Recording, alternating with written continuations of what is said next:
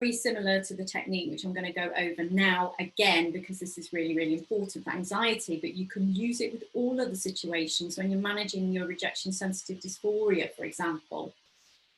This is what the DARE book that we recommended suggests. So you diffuse, so you become aware. So that's that stop and observing on the stop CBT. So they are pretty similar here.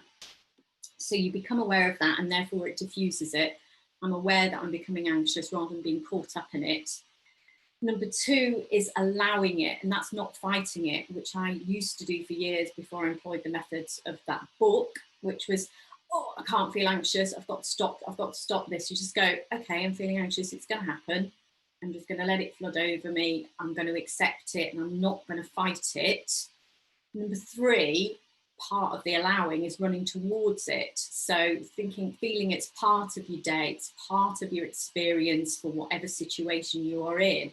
Running towards it, grappling with it, using that energy as excitement and reframing it that way.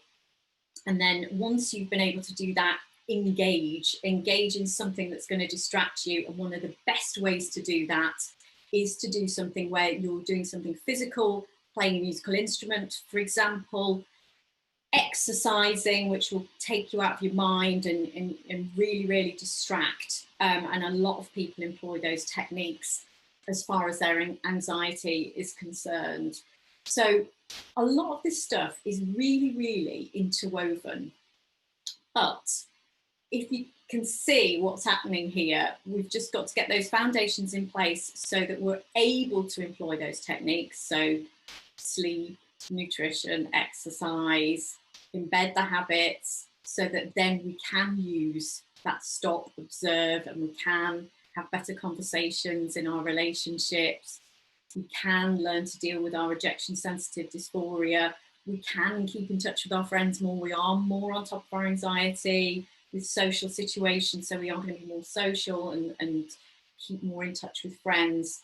So all of these things are highly interwoven, but you must expect there to be blips for whatever reason. Life happens, things happen, you might miss a night's sleep, as happened, which was me by choice because I'm really interested in politics. You know, don't beat yourself up and think everything's going to go wrong because I've now, you know, this is fallen off the wagon. It's not.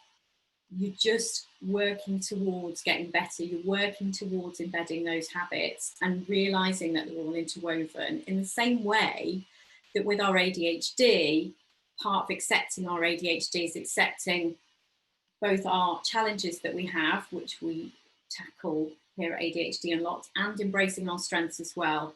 So just looking at it as a whole in terms of, yeah, I'm working towards getting better, but I will fail, and expecting that and reframing it and looking at it as part of the journey, as well as looking at your ADHD in that way as well. And you can't go too far wrong